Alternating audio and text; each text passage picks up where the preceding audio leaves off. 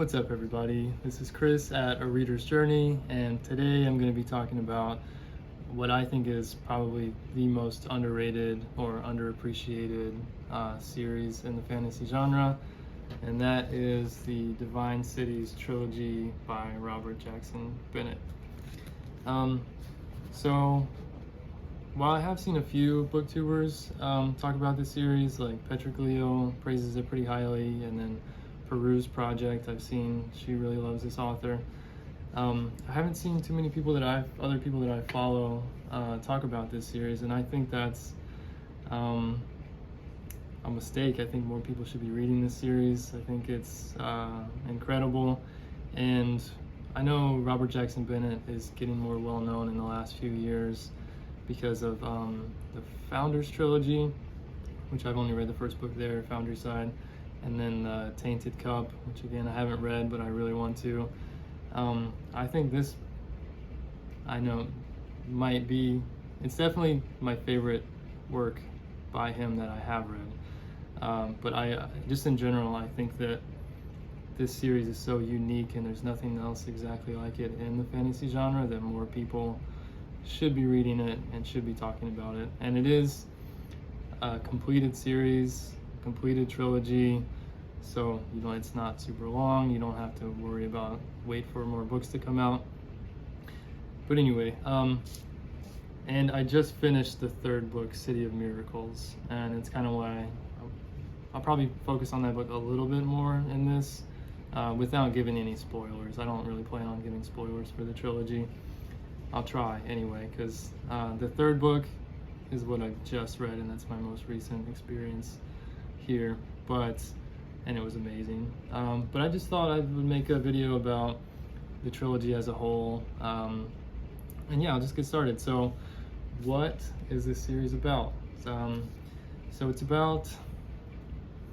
called the Divine Cities Trilogy because there are these cities where gods were real and existed and interacted with humans on the continent, and sort of were the gods over this certain culture on a continent, and each god in the pantheon sort of lorded over its own major city on the continent.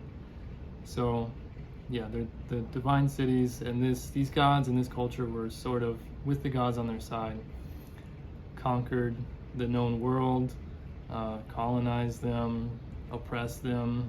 I think they enslaved different cultures, and this lasted for centuries, I think, until one of the colonies, Cyper, which is how I pronounce it, I'm not sure if that's 100% correct, found a way to kill the gods.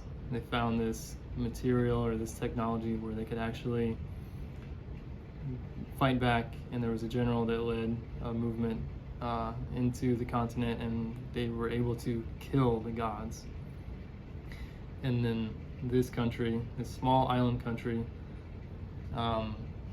sort of defeated the different cultures of the continent and then oppressed them and sort of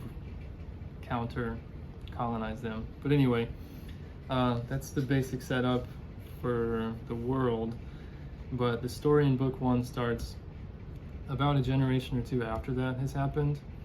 So the gods are dead, as far as anyone knows. And I guess I'll talk a little bit about the cultures. Another reason I think this book should be more popular or should be more appreciated is because it does focus on non-traditional fantasy cultures, or cultures based on the real world equivalent or inspirations that are not just white European types of cultures. The continent itself is kind of, at least in the naming and some of the cultural details, feels kind of Eastern European-ish inspired, and then the Cyper, I think, is more Southeast Asian inspired in some of the naming and again the cultural elements, and also a lot of the main characters, I mean, while most of them are non-white, A lot of the main characters in the series are females. They're they're non-male, and it also, so it does have really good like representation in terms of gender, but also it does have some LGBTQ representation. But just in general, it's not like a lot of other popular fantasy series out there, and I know we're seeing this more in modern fantasy with non-traditional European settings, and it's also a little bit moved forward in terms of technology and civilization. I would say it's maybe around like 1900, turn of the century, where there are some actually, they're like automobiles are beginning to be seen. I think it's like gas lamp, but there might be the beginnings of electricity here, and like telegrams. I forget if there are phones or not, but yeah, it's part of this kind of more modern fantasy movement that we're seeing.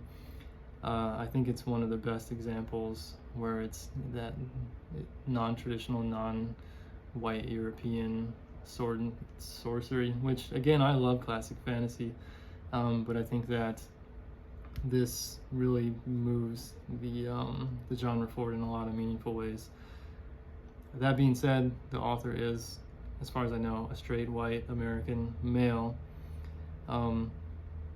So there could be some small scale problematic issues on that, but I haven't fully like done a deep dive and analyzed that aspect of this series. But in my opinion, I think Robert Jackson Bennet does a really incredible job of diversity, inclusion, representation, really stretching himself to include and write about different cultures.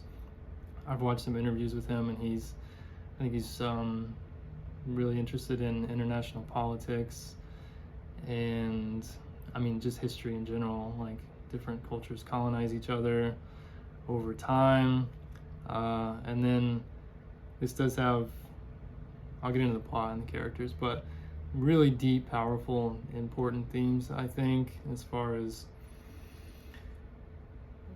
colonization, but like the suppression of culture and religion when one people were conquered by another. And then it's got a really great degree of complexity and nuance in how those different cultures interact. It's not fully one-sided, because the continent conquered the world, and then they were themselves conquered, and their culture and their religion has been oppressed. So jumping into book one, because that's where the starting point for the series, City of Stairs. So each book sort of centers around a murder mystery or a missing person, and I think it fits into sort of a like espionage, spy, thriller, or political intrigue subgenre of fantasy. And again, I haven't seen anything exactly like that in the genre. I'm not the most widely read in fantasy, but it feels a little bit like a John le Carré kind of Cold War espionage type of story. And in the first book, we follow she's a spy, but she's kind of posing as a diplomat named Ashara Komaid, and he's posing as her assistant or something, Sigrud, he actually is sort of more of a European, Scandinavian inspired, from a Scandinavian inspired culture, but she's sort of the brains and he's the muscle in this investigation. And they come to a city on the continent, Bulikov, which was the most powerful city on the continent in the old days before they were conquered. So it's called, I think, the Seat of the World and the City of Stairs, from the title, because well, let me throw this in really quick, this is important. When the gods were killed, all of their creations and a lot of the aspects of civilization, their miracles that they had built for human beings, or built into their cities and their civilization. When they were killed, all of that disappeared in an instant in this great event called the Blink. So in Bulakov, this city, and in others, the city was destroyed, warped, twisted, or defaced, decimated in an instant. So what was left behind are these ruined, half-formed, sort of, some of them are like MC Escher type of cityscapes, where there will just be giant staircases that used to lead up into the sky for people to connect with the gods, I think, but now they're in ruins. And there were like buildings don't make sense anymore architecturally. So there are a lot of elements that are like physical representations of loss of culture when one people were conquered. But yeah, there were tons of miracles built into the cities, and for the most part, they've disappeared in an instant.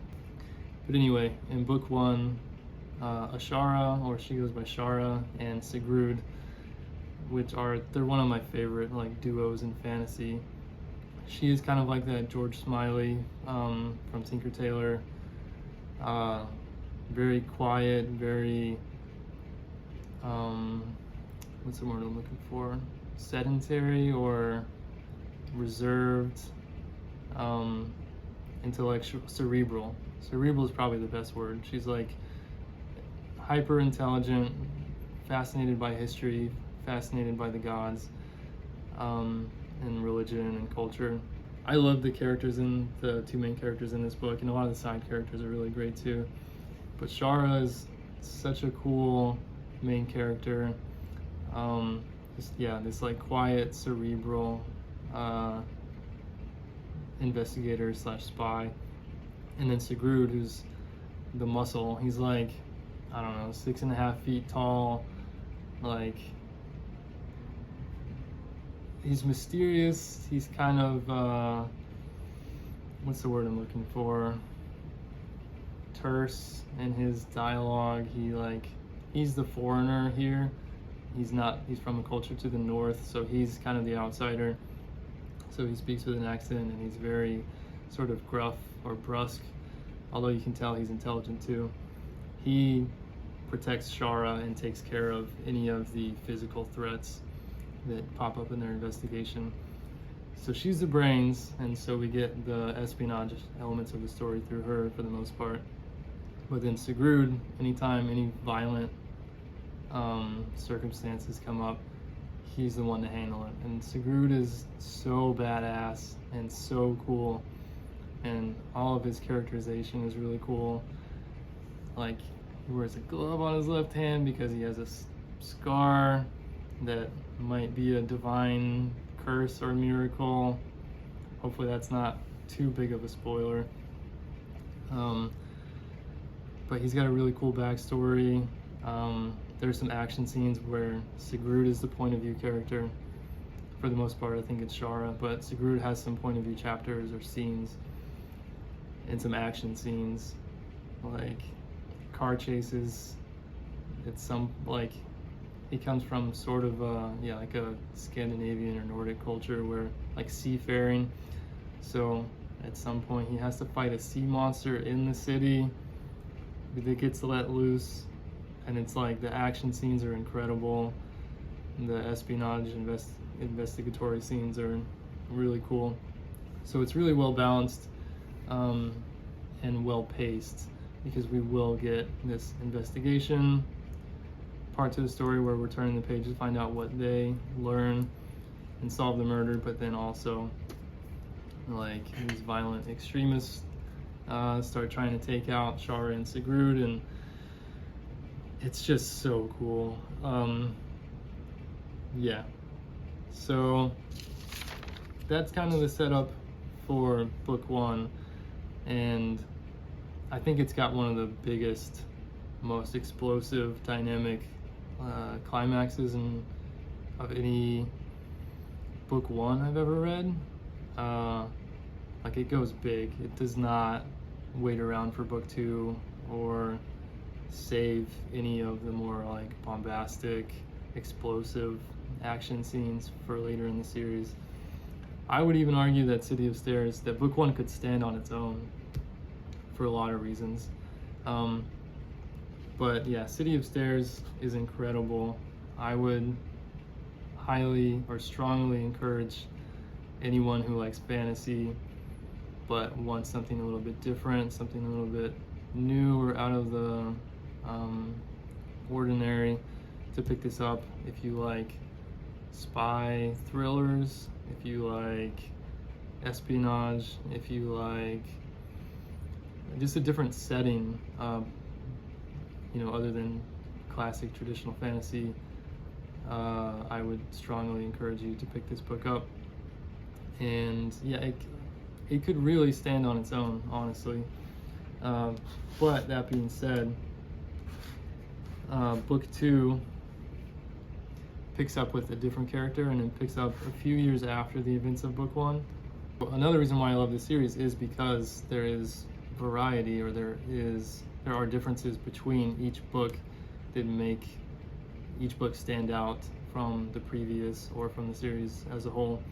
Like book 2, City of Blades, it takes us to a different city on the continent. This was the city of the war god, or the god of death and war, which is awesome. I think I'm not great at pronouncing these things, but I would say Vortiastan, after the god Vortia, or Vortia.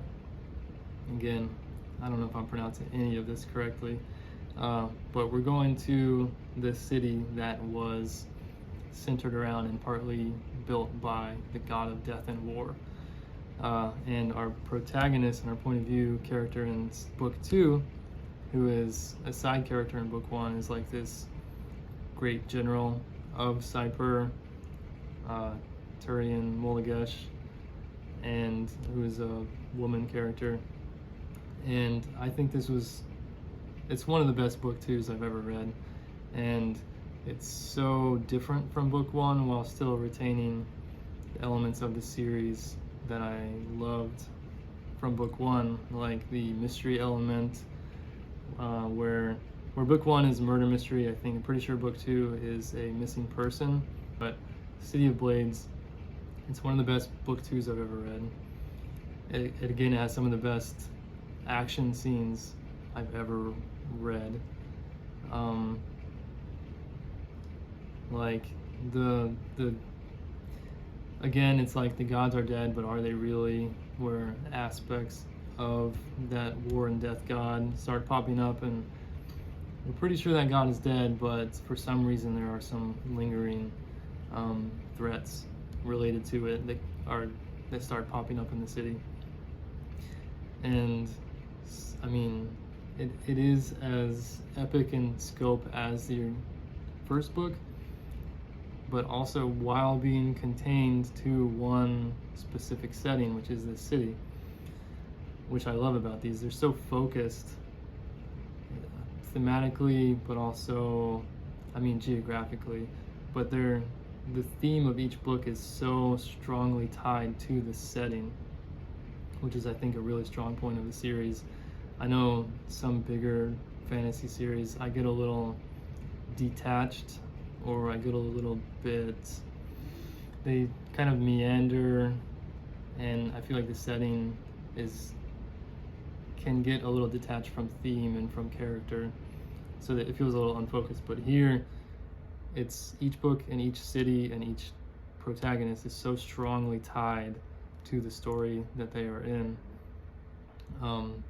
I just think, I've watched some interviews with Robert Jackson Bennet, and I think he, at least for this series, I'm not sure about everything else, but I think he said he starts with theme, like what ideas does he want to explore, and then he'll figure out what the world building elements are, where he can explore that, and then he'll boil it down to the specific plot and the specific character that will help him examine or explore these ideas.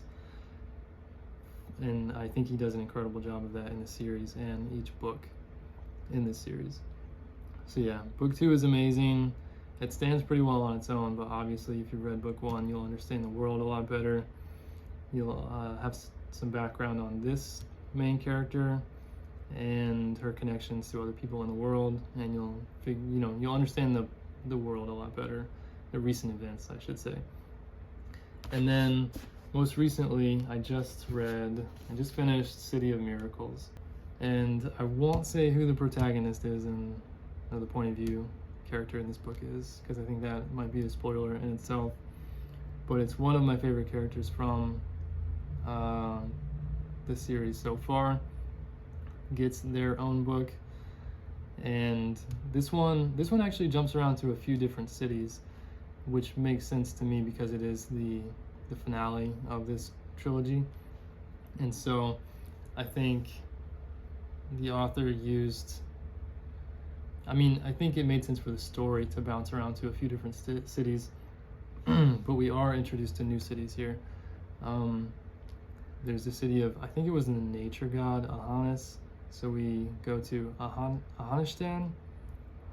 Please, like, these pronunciations, forgive me. But we go back to Bulakov, the seat of the gods, and then we do see for the first time Saipur, and their capital I think is Galadesh. Through this character's eyes, we see that for the first time, which is really impactful and revealing. Obviously, the most powerful nation in the world now would have the most advanced, cleanest, safest cities. That's just how nations operate. Anyway, I'm praising this series a lot, but this is like one of the best conclusions to a trilogy I've ever read. It ties up so many themes that were initially set up in book one and book two. We're also seeing sort of the progress that is started by the characters in book one and book two, where there is this theme of progress in the series. If war and conquest are inevitable, and sort of globalization to a degree are inevitable aspects of the passage of time and interaction between cultures, that's a big theme of this series, which I think is really important. It's international politics is a very complex and nuanced issue to explore, but I think there's no one answer, but I think a big overarching theme is progress, and what does that look like, and what's the best way for cultures to move forward through change, progress. Anyway, so I will try to wrap this up pretty quickly here, pretty soon, but I did just want to mention the writing a little bit. So this book is written in present tense. It's in third person present tense, which I haven't read too often in the fantasy genre. I think very often in books or literature in general. Present tense, and it's so, especially in a fantasy setting where all these magical supernatural things happening, that can be hard to suspend disbelief, especially for readers who are unused to the fantasy genre. I think the present tense, the choice to write in present tense, is so immediate and grounding. For the reader, it puts you in the present moment, obviously, but I think it's just really effective here, and it was a really smart choice by the writer to write it there. And you forget that it's in present tense a few pages in, but it's a really interesting way to experience the story. And I think it was really, really cool, and he sustains it throughout the trilogy. But I mean, Robert Jackson Bennet, he's an incredible writer. When there's a shift in point of view, I think the prose shifts along with the change in point of view. Like, you can tell pretty quickly from the first sentence or two which character you're following. There are some of their thoughts included. but yeah, just his descriptions are really vivid and immediate and grounding, again, which is important, I think, in fantasy. I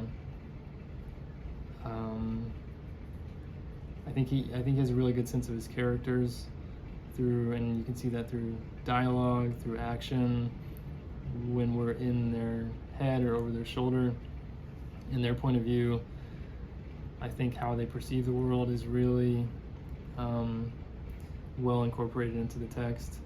So just from every aspect of the craft of writing, I think this is a really smart, skilled writer, making choices to ground you in the world, to make you care about the characters, and then to take you on this incredible journey with the characters where you're right there with them. Their motivations make sense, their beliefs align with their actions, there's constant tension or conflict and danger, and it's really well paced. So just, yeah, every element of craft is present here and is really well done. And I'm just interested in writing. I want to write, fantasy books one day. So I find it really useful to think about these things, these books from a writing standpoint. But yeah, to wrap this up, I think I just want to repeat that the Divine Cities trilogy by Robert Jackson Bennett is one of my favorite fantasy series, my favorite trilogies that I've ever read. I think more people should check it out. It's a completed trilogy. Each book is different from the previous one.